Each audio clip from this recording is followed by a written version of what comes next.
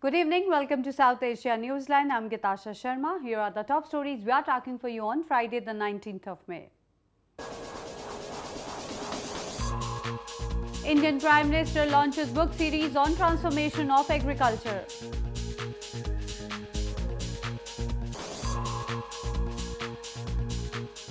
Nepal's longest parliament session prorogued after 381 days.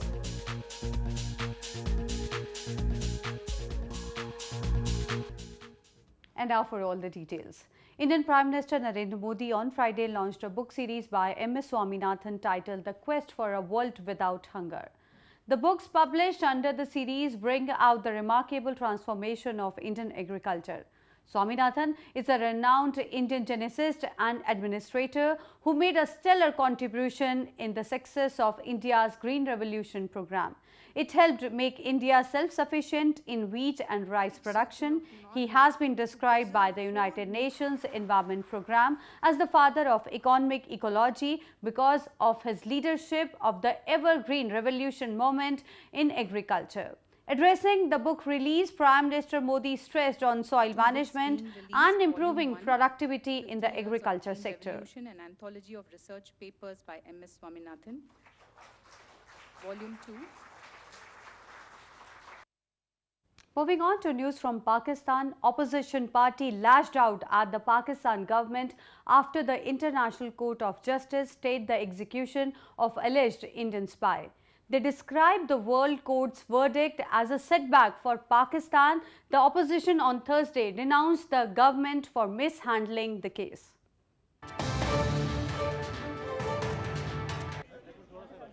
Pakistan's opposition Tehreek-e-Insaf or PTI reacted angrily to the International Court of Justice or ICJ's decision on Thursday to order Pakistan not to execute Indian citizen Kulbhushan Jadhav convicted of espionage.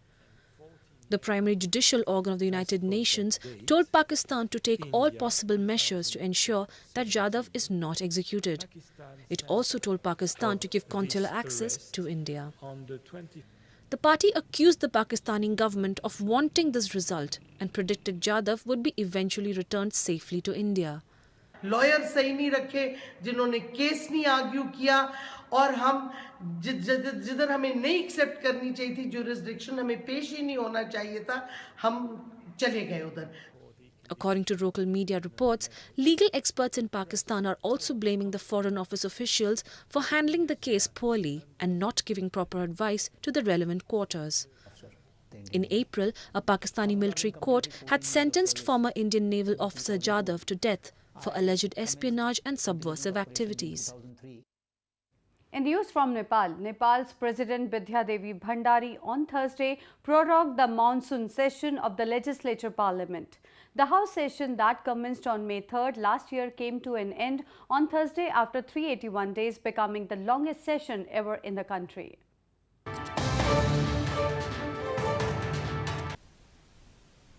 Nepal's House Speaker Ansari Garti Magar on Thursday informed the House about President Bidya Devi Bhandari's order as per the government's recommendation to prorogue the session. The session lasted for 381 days, becoming the longest session in the country. The new session will start on Monday.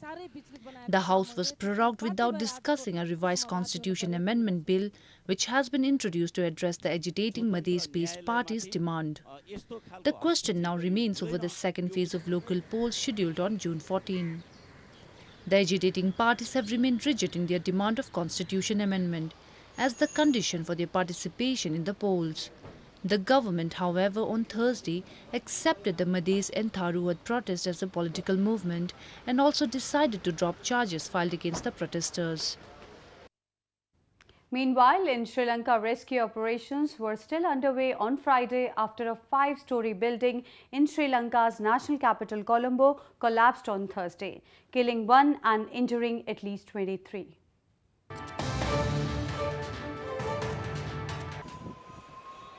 A person was killed and at least 23 injured after a 5-story under-construction building collapsed in Sri Lankan capital Colombo on Thursday.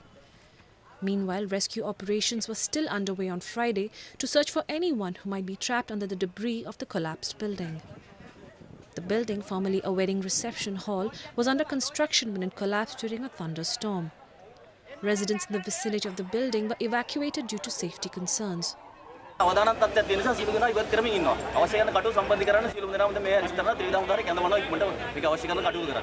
Hundreds of Army and Air Force personnel are assisting the fire brigade and police in the rescue operations.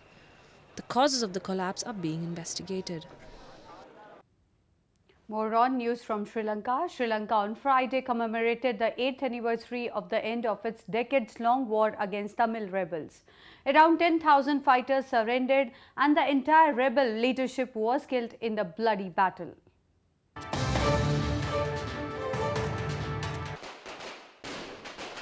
Sri Lankans on Friday observed the 8th anniversary of the end of the three-decade brutal civil war in the country in 2009 between the Lankan troops and the Liberation Tigers of Tamil Eelam or the LTTE.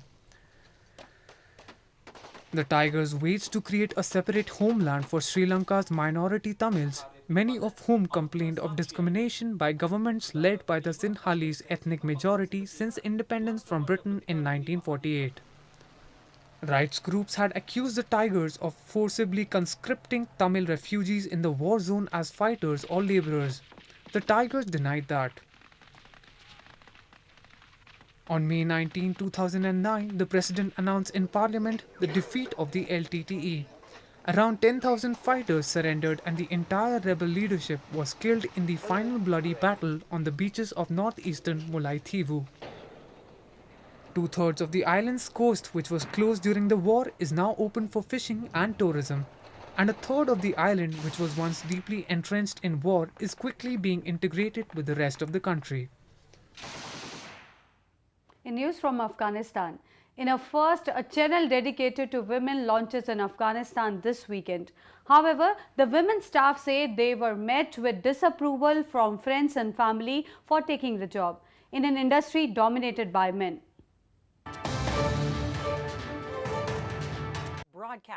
Zan TV, a channel meant to bridge the gap in country's media, which is primarily dominated by men, will kick off its first broadcast this weekend.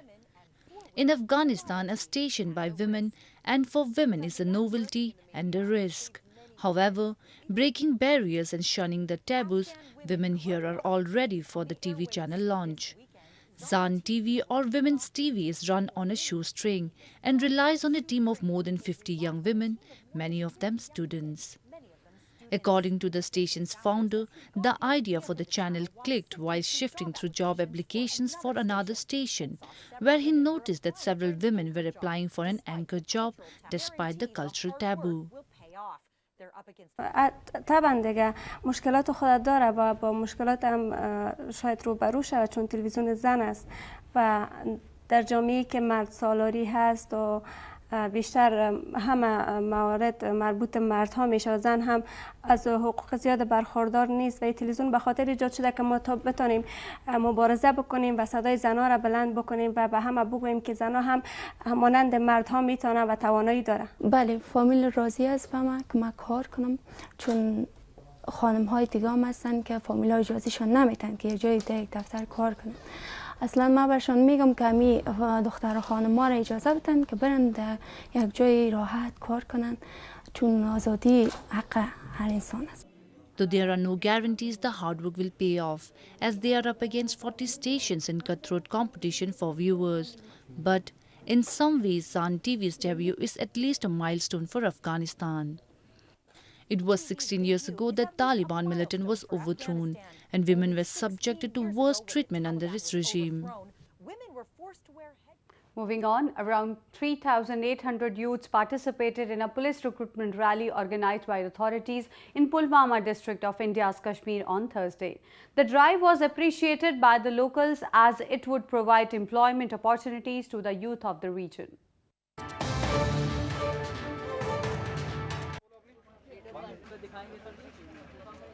Authorities claimed about 3,800 youths, including women, turned up for a police recruitment rally organized in Pulwama district of India's northern Jammu and Kashmir province on Thursday.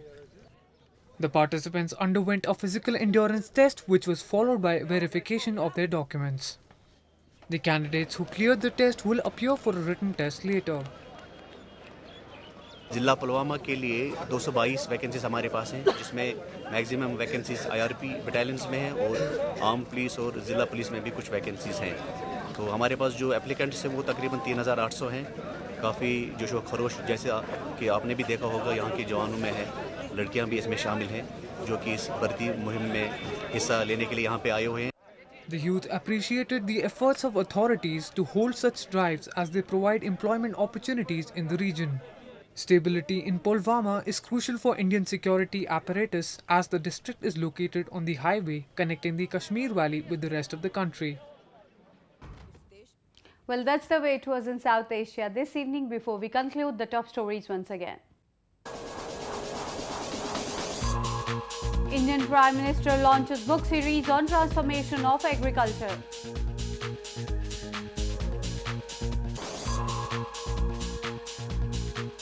Nepal's longest parliament session prorogued after 381 days.